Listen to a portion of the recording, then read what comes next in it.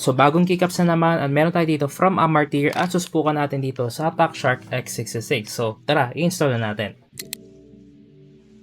And we are done. So on a closer look, kung makikita nyo, maganda naman siya, di ba?